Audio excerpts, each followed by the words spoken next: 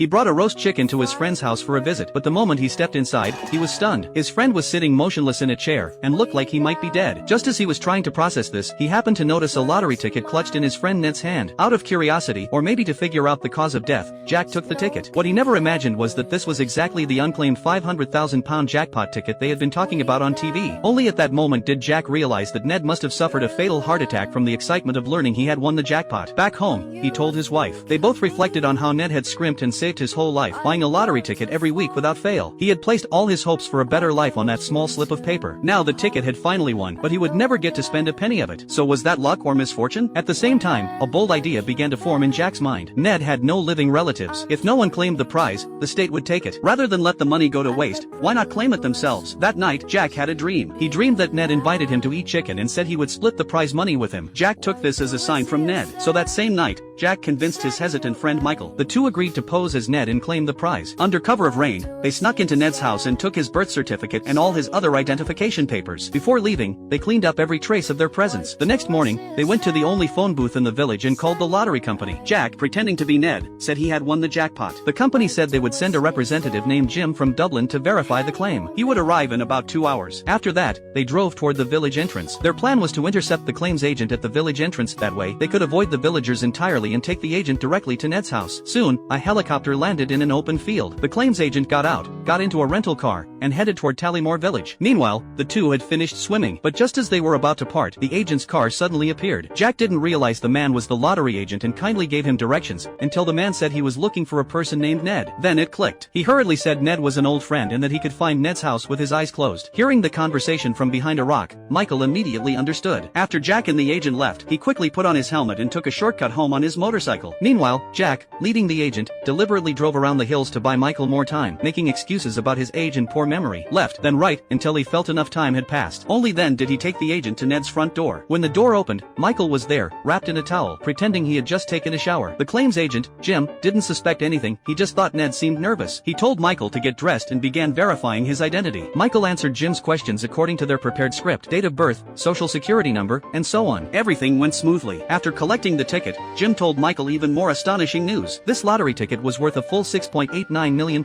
When Michael heard that number, he was stunned. He and Jack had thought the jackpot was around 500,000. They had never imagined it could be this much. Jim explained that the first prize should have been around 1 million, but since no one had won in the previous weeks, the prize pool had rolled over. It was the largest payout of his career. Just as Jim was about to write the check, he asked Michael if he had written his name on the back of the ticket. Michael said yes. Jim said that because Ned's name was written on the back, the ticket had some special conditions. He would need to do some investigating and would return in a few days to interview the villagers, making sure the person he had met was indeed Ned. If everything checked out, the prize would be paid. After Jim left, Jack and Michael breathed a huge sigh of relief, but they also felt enormous pressure. They knew that once Jim started asking around the village, their scheme would easily be exposed. Moreover, Jack's wife, Anne, had found out about their plan. She was furious and had a big fight with Jack. She was afraid they would go to prison for fraud and their family would be destroyed, and told Jack she would rather live in poverty than live in fear. She wasn't as adventurous as Jack and Michael. She valued the stability and happiness of her family. She knew clearly that if the scheme fell apart, the consequences would be disastrous. Jack and Michael knew the risks too, but the temptation of such a huge prize was overwhelming. Just when they were at a loss, Jack had a new idea. The risk was too great for just two people. Why not bring the whole village in on it? The prize was nearly £7 million. The village had fewer than 50 people. Each person would get about £130,000. It was the best solution. No one would turn them in, and they could handle the agent's questions. They agreed. Jack acted as the spokesperson. He gathered all the villagers and told them, Ned had won the £6.89 million jackpot, but he was dead and had no relatives to inherit it. If the whole village worked together to impersonate Ned and claim the prize, each person would get £130,000. If anyone disagreed, Jack said he would go to the police station and confess, and then not only would no one get a penny, but millions would be taken by the state. He asked them to think it over, which mattered more. The words left the villagers deep in thought. Some looked uneasy, others were excited. At first they hesitated. It was fraud, after all, and illegal. But £130,000 was more money than any of the poor villagers of Tallymore could earn in a lifetime. It could pay off their debts, build new houses, give their children better educations. It could lift them out of poverty and give them the lives they dreamed of. In the end, after Jack's persuasion, the villagers changed their minds one by one. One after another, they signed the agreement. Tempted by the huge fortune, they set aside their principles and began planning to cover for each other and commit the fraud. Just when everyone thought it was settled, a problem arose. When they checked the list, they found that one old woman in the village had not signed. Her name was Richie. She was reclusive, bad-tempered, and had never gotten along with anyone in the village. Nevertheless, for the sake of the prize money, the villagers, now united by a common goal, gathered outside her door with gifts, hoping to persuade her to sign. But before they could say a word, Richie flatly refused. Just £130,000. She knew that reporting lottery fraud would get her 10% of the prize, £670,000. She even threatened Jack, if he didn't give her £1 million,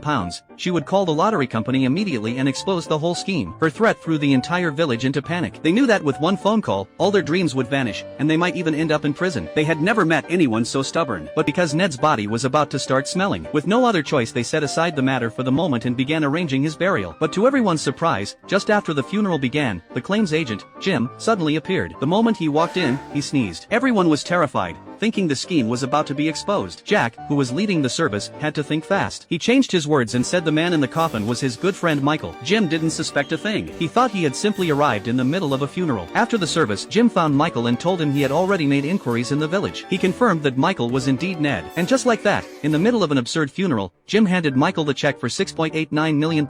After Jim left, the entire village erupted in cheers. They had finally succeeded. Everyone was about to get £130,000. The pub owner announced that drinks were on him for the whole night. The villagers raised their glasses, joy on every face. But amid the celebrations, no one noticed that Richie, the one who had been causing trouble all along, had already set off. She was determined to expose the fraud and claim her 10% reward. What she didn't expect was that her electric wheelchair broke down halfway. With no other option, she had to walk to the phone booth at the village entrance to make the call. But the lottery agent was also leaving the village right behind her.